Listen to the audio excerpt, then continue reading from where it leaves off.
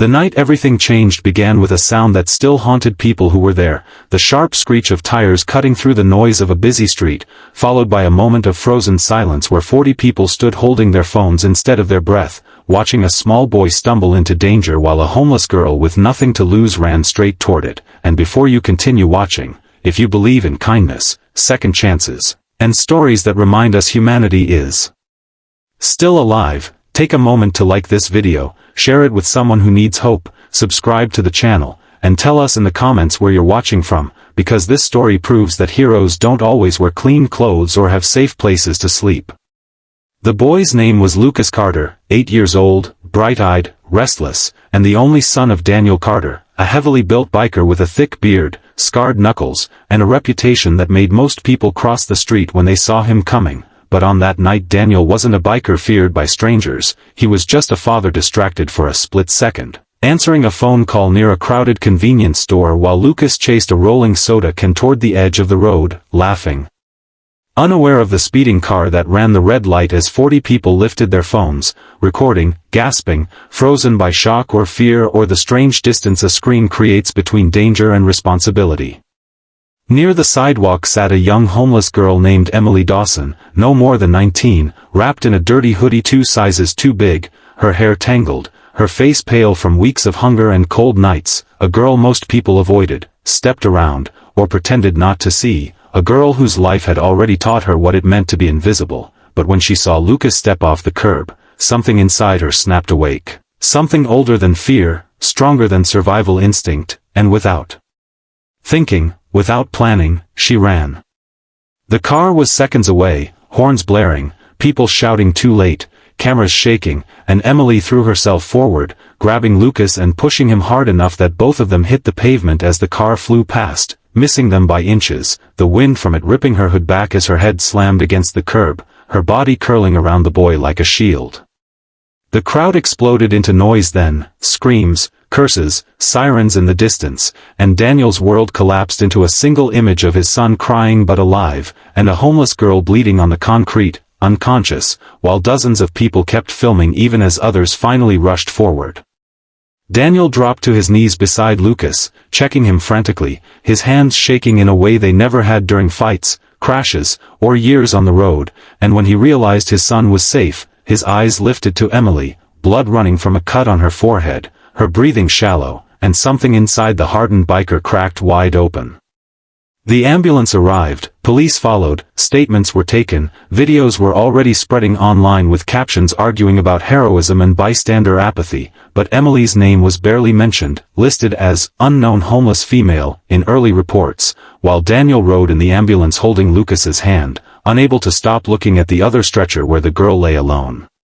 Emily woke up in a hospital room that smelled like disinfectant and loneliness, her head throbbing, her body aching, a nurse explaining she had a concussion, bruised ribs, and no insurance, and she nodded quietly, already used to the idea that pain came with no safety net. Daniel came later, awkward in the small chair, leather vest folded in his hands, his eyes red, and he tried to thank her but words failed him, all the tough language he knew useless in front of someone who had nearly died for his child, and Emily simply shrugged, embarrassed, whispering that she just did what anyone should have done, even though 40 people hadn't. Over the next days, Daniel couldn't shake the image of her running when everyone else froze, and as the videos went viral, comments flooded in, some praising her bravery, others cruelly questioning her motives, her past, her worth, and Emily slipped out of the hospital quietly once discharged, returning to the streets with a small bag of donated clothes and nowhere to go. Daniel searched for her, driving alleys and shelters, asking social workers, feeling a responsibility heavier than any patch on his vest, because saving his son had tied her life to his forever, and when he finally found her sleeping behind a closed diner, rain soaking through cardboard, he felt shame burn in his chest for every time he had judged people like her without knowing their stories. Emily's life had been a slow unraveling long before that night, growing up with an abusive stepfather, a mother lost to addiction, running away at 16, surviving on kindness and luck until both ran thin, and Daniel listened as she told him pieces of it in a trembling voice, not asking for pity, just stating facts like weather, and he realized bravery wasn't a single moment. It was surviving every day with nothing and still choosing to save a stranger. He offered help, food, a place to rest, but Emily hesitated, distrust carved deep by broken promises, and it wasn't until Lucas hugged her tightly, calling her his angel, that she finally cried, really cried, for the first time in years.